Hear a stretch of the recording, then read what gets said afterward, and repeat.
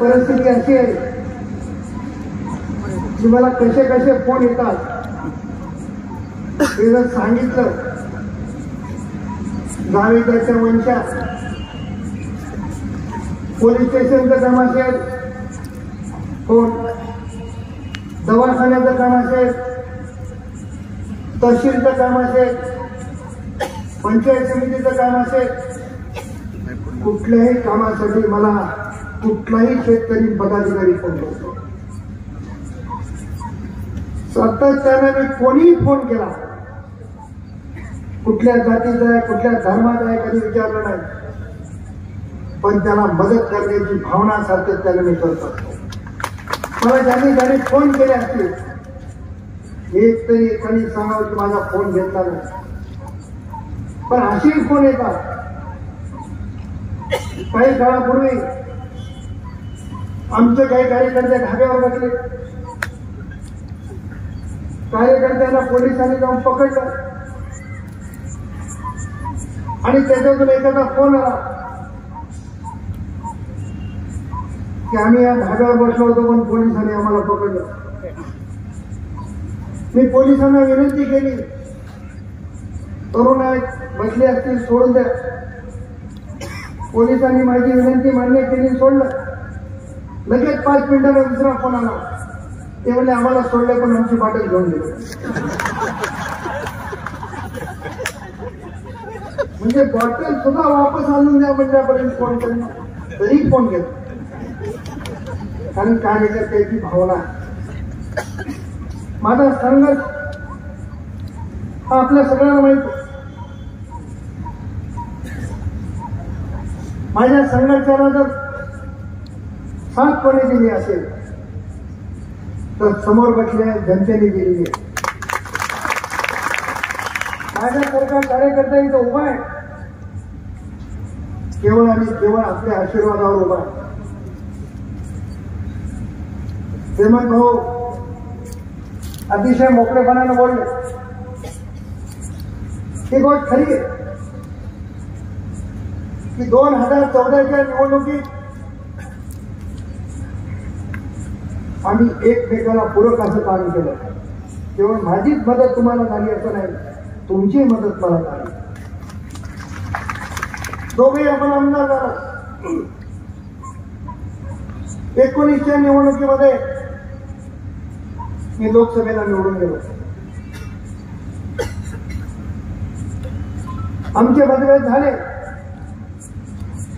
हेमंत पटलांनी राजर्षी ताईला उभा केलं आणि मी प्रामाणिकपणाला राजर्षी ताईच्या विरोधात आलो. काही पडल्या.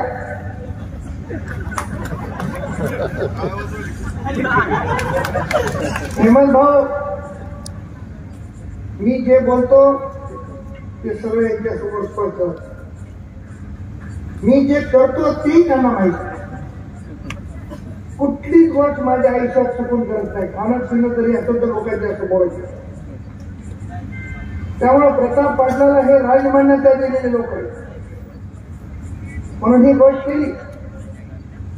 पण कालच्या निवडणुकीत तुम्हाला मी आग्रहाने सांगितलं होतं की तुम्ही राजर्षी ताईला उभा करा, निवडून आणण्यासाठी प्रयत्न करण्याची जबाबदारी माझी आहे, हे तुम्हाला स्पष्ट करा. भगिनीला पाडण्याचं दुःख झालं पण राग तुमच्यावर होता. घटना घडली त्या सविस्तरामध्ये मी जाणार नाही. पण आज आपण महायुतीमध्ये आणि एकनाथराव शिंदे साहेबांचं नेतृत्व या राज्याला लागले. आपण आदरणीय वसंतदादा पाटलांच्या काळात ऐकत होतो आमच्या लहानपणी की सामान्यातला सामान्य कुटुंबातला कोणी व्यक्ती आला तर दादा त्याची फार हप्तेवाईकपणाने चौकशी करायची. हीच भूमिका त्या कालांतराच्या नंतर आज एकनाथराव शिंदे साहेब मंत्रालयात असो, वर्षावर असो का महाराष्ट्रात असो, त्या भावनेने सगळ्यांची विचारपूस करतो. एक नेतृत्व या निमित्तानं महाराष्ट्राला मिळालं आणि त्या नेतृत्वाच्या सोबत आपल्याला या ठिकाणी मिळून काम करायचं. मतभेद झाले असते, सातत्यानं मतभेद ठेवण्यामध्ये काही अर्थ उरणार नाही, चांगलं काही घडणार नाही, त्याच्यात वाईटच घडणार आहे. पण तुम्ही मनाचा मोठेपणा केला, मला तर करणं भाग आहे, मी तर गरीब माणूस आहे. माझ्याशिवाय तुम्ही म्हणलेलं हो म्हणण्याशिवाय माझ्याकडे काही पर्याय नाही. माझी सगळी परिस्थिती तुम्हाला माहिती आहे. डॉक्टर साहेब, जिल्हा परिषदेच्या 3 निवडणुका झाल्या, पंजाब झाल्या, साखर कारखान्याची निवडणूक लढली, जिंकली, बँकेला 4थ्यांदा संचालक आहे, विधानसभेची 4थी निवडणूक आहे, आणि लोकसभेला एकदा पडलो आणि एकदा आलो, एकदा जिंकलो आणि एकदा आलो. जिल्हा परिषदेची निवडणूक पंजाबवर लढली, विधानसभेची पहिली निवडणूक शिलाई मशीनवर लढली, विधानसभेची दुसरी निवडणूक सोबतशीवर लढली, विधानसभेची तिसरी निवडणूक मनुष्यबाणावर लढली, लोकसभेची निवडणूक कमळावर लढली. आता शिल्लक राहिली होती घड्याळ,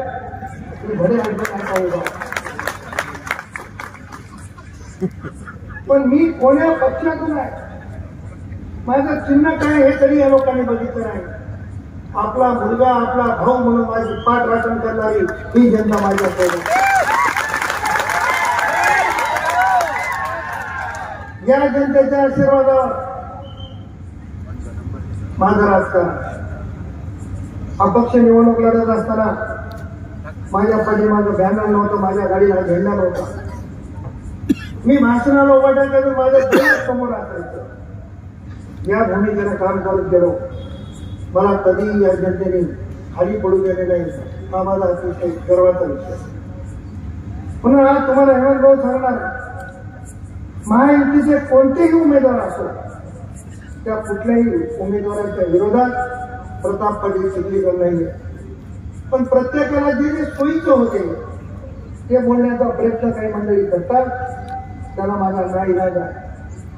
आनंदराव पाटील गोंडारकरांनी सांगितलं, मामा म्हणले मला काही करून तुम्ही 2 सभा दिल्या पाहिजे. उद्या त्यांच्या प्रचारासाठी मी सोनकेला सभा द्यायचं ठरवलेलं आहे, आणि प्रामाणिकपणाने मी तुम्हाला इमानदारीने आवाहन करणार आहे. या भागाचं जर उज्ज्वल भविष्य करायचं असेल, आनंदराव पाटील तेवढा माणूस आहे माहित नाही, पण आनंदराव पाटीलच्या मागे ताकद केवढी आहे ते आपल्याला माहिती आहे. राज्याच्या मुख्यमंत्र्यांची ताकद त्यांच्या मागे आहे. आणि आनंदरावांच्या आणि माझ्या आम्ही दोघं मिळून राहिलो तर आपल्या भागाचं सुजलाम सुफलाम झाल्याशिवाय राहणार नाही, त्याची तुम्हाला माहिती आहे. म्हणून माझ्या नावाचा प्रचार कोण काय करत असेल त्याला एकच उत्तर आहे, उद्याच्या निवडणुकीत 20 तारखेला धनुष्यबाणावर मतदान करून आनंदरावांना आशीर्वाद देणं हीच माझी विनंती आहे. माझ्यासाठी तर मी विनंती करणारच आहे. मला जर तुम्ही आशीर्वाद देण्याच्या भूमिकेत आहातच, पण चिन्ह प्रत्येक वेळेस बदलत झाले, त्याच्या तुम्हालाही नवीन नाही, मलाही नवीन. पण आता यावेळेस आपलं घड्याळ केलं. उद्याच्या 20 तारखेला घड्याळाच्या समोरचं बटन दाबून आपण मला आशीर्वाद द्यायचे. लोकसभेला संतुकराव हंबर्डे त्यांची निशाणी कमळ आहे, कमळावरही आपल्याला मतदान करू, त्यांना विजयी करायचंय. आणि मला विश्वास आहे की नांदेड दक्षिण मध्ये वर कमळाला आणि खाली धनुष्यबाणाला आणि लोहा तंदार मध्ये घड्याळीला आपण मतदान कराल, अशा पद्धतीची अपेक्षा आहे. या सरकारने जेवढ्या योजना काढल्या त्या सविस्तराने मला वाटते शिंदे साहेब सांगतील किंवा मी अनेक ठिकाणी बोललेलं आहे. एकही वर्ग शिल्लक नाही की ज्या वर्गासाठी या सरकारने काम केलं नाही. शेतकऱ्यापासून कष्टकऱ्यापासून महिला भगिनीपर्यंत त्या सरकारने अनेक योजना आणल्या. आणि माझ्या बघण्यामध्ये मी ज्या दिवशी राजकारणात झालो त्या दिवसापासून आजपर्यंत या सरकारने जेवढी मदत केली तेवढी मदत करणारं सरकारही कधी बघितलं नाही. अशा पद्धतीचं सरकार आहे. मी 2004ला अपक्ष आमदार म्हणून निवडून आलो. शिंदे साहेब मला मंत्रिपदाची संधी होती. माणसाच्या नशिबाचं एका हुकलं ते शेवटी नशिबावर झालं. परंतु मी त्यावेळेस भूमिका घेतली की कैलासवासी विलासरावजी देशमुख साहेबांना पाठिंबा द्या. काँग्रेस आणि राष्ट्रवादीचं सरकार होतं. मी विलासरावजी देशमुख साहेबांना पाठिंबा दिला.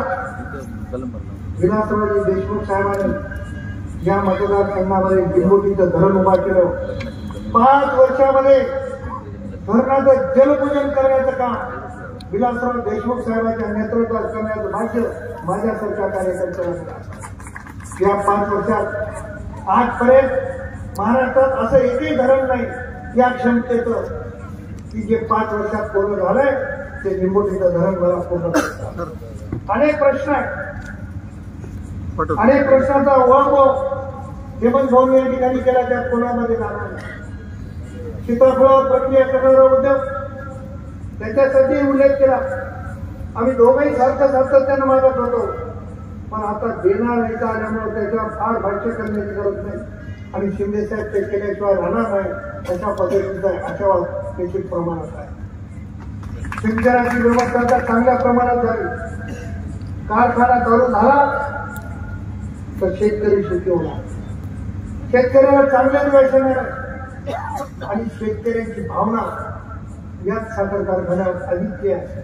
कारण या भागातल्या लोकांना असं वाटतं की ही कामधेनू आपली आहे, ही कामधेनू सुरू झाली पाहिजे अशा पद्धतीची भूमिका सातत्यानं मांडतात.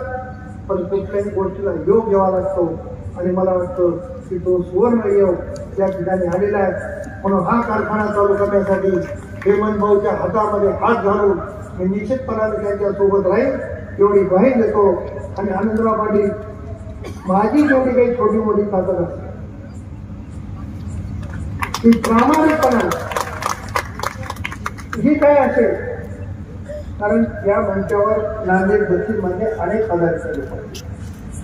समोर नांदेड दक्षिण मध्ये मोठ्या प्रमाणात जनता उपस्थित आहे. त्याच्यावर सगळ्यांची भावना आहे की तुमच्यासारख्या शांत स्वभावाच्या माणसाला एक आमदार बघायचं. आणि मला असं वाटतं की निश्चितपणाने तुम्हाला एकदा आशीर्वाद दिल्याशिवाय राहणार नाही. माझी पूर्ण ताकद, माझं पूर्ण पाठबळ माझ्या सहकार्यासहित तुमच्या पाठीमागे राहील एवढं या ठिकाणी सांगतो. जय हिंद, जय महाराष्ट्र.